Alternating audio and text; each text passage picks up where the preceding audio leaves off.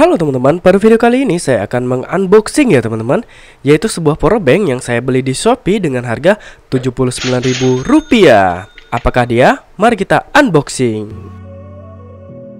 Nah, ini dia ya teman-teman barangnya, yaitu dengan merek Basel 590 dengan kapasitas 20.000 mAh 74 Wh ya teman-teman.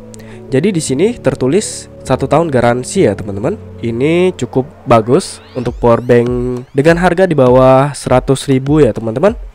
Itu sudah berani menggaransi 1 tahun. Nah, di bagian samping kotak hanya ada tulisan Basel 590. Di sini juga sama.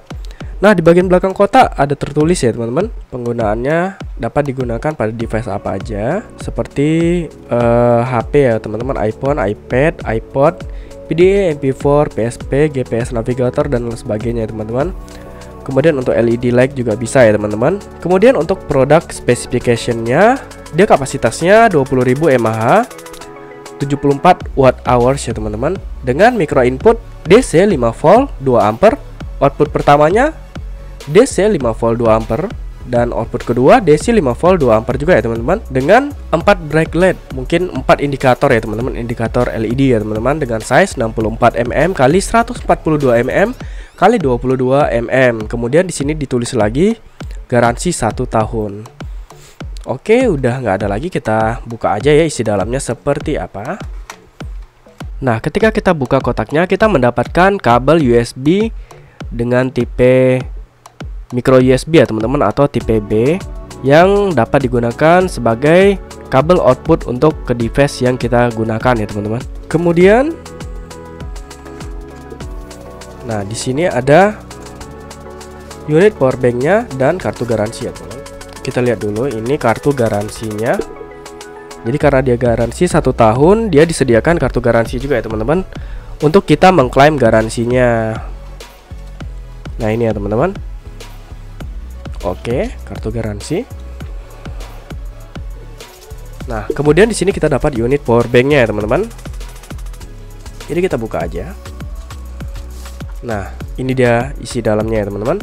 Di sini mereknya Basel atau Basel ya teman-teman. 1 year warranty, 1 tahun garansi. Ditegaskan kembali ya teman-teman, 1 tahun garansi, biar orang-orang pada tahu bahwa powerbank ini bergaransi 1 tahun gitu. Di bagian belakang hanya spesifikasi ya teman-teman, sama dengan bagian belakang box tadi. Kemudian di bagian samping kiri ya teman-teman, kalau kita lihat dari sini, di sini ada 2 output USB ya teman-teman. Nah, kalau di sini teman-teman bisa lihat, di sini yang satu 2 ampere dan yang satu USB 1 ampere. Jadi di sini saya kurang paham dengan maksudnya tadi. Ini maksudnya USB yang support dengan kapasitas 2 ampere atau kabel USB-nya ya teman-teman. Sementara tadi dijelaskan bahwasanya output 1 dan output 2 itu sama-sama 2 ampere ya teman-teman. Nah, di sini malah tertulis output 1-nya 2 ampere dan output 2-nya 1 ampere. Jadi ya nggak masalah, yang penting bisa digunakan dengan baik ya teman-teman powerbanknya. Oke, di bagian atas ada LED ya teman-teman. LED sama input micro USB atau USB tipe B ya teman-teman. Di bagian depan ada tombol untuk menyalakan powerbanknya ya teman-teman. Kalau kita tekan sekali, nah maka ada 4 indikator LED ya teman-teman, yang mengindikasi kapasitas dari baterai yang tersedia di dalam powerbank ini ya teman-teman. Mungkin lampu 1 ini 25%, lampu 2 50%, lampu 3 75%, dan lampu keempat ini adalah 100% kapasitasnya ya teman-teman. Jadi ranknya seperti itu. Nah, untuk tombolnya sendiri dia plastik ya teman-teman. Jadi kalau kita tekan dengan kuku ini kurang nyaman ya teman-teman. Nih, kurang nyaman. Nah, jadi tekannya itu dengan jempol ya teman-teman. Nah, maka dia akan lebih nyaman. Mungkin memang didesain untuk ditekan dengan jempol, karena di sini ada kayak semacam garis-garis sidik jari gitu ya teman-teman, untuk ditekan menggunakan jempol. Nah, jika kita tekan sekali maka powerbanknya akan nyala. Nah, jika kita tekan 2 kali secara cepat maka lampunya akan nyala ya teman-teman, LED-nya ya teman-teman ini. Jadi powerbank ini dilengkapi dengan LED ya teman-teman sebagai senternya nih. Ya teman-teman bisa lihat.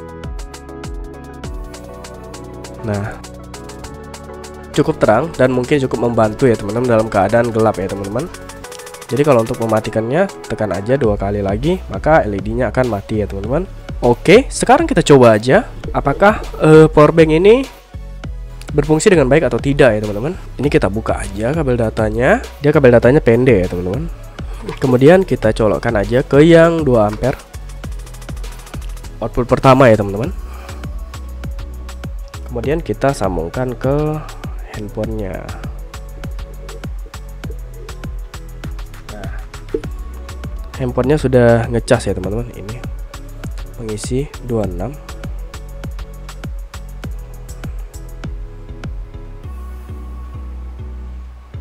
Ya teman-teman, saya nggak tahu ini HP-nya yang error atau gimana ya teman-teman. Ini kok cepat kali pengisiannya, 33%, 34%. Nah, kalau kita coba yang 1 ampere apakah sama?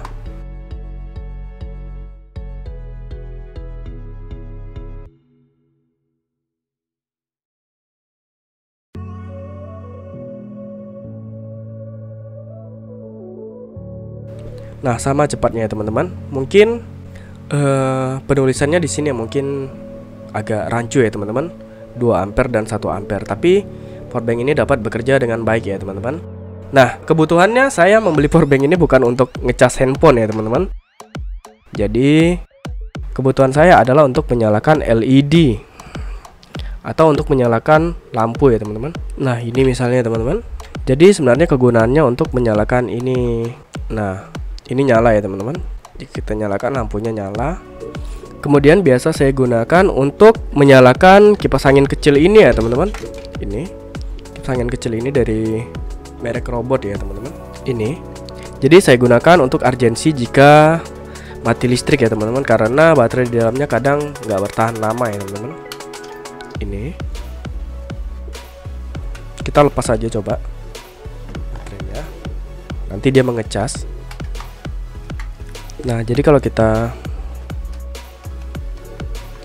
nyalakan dia seperti ini. Nah, ini nyala ya. Nah,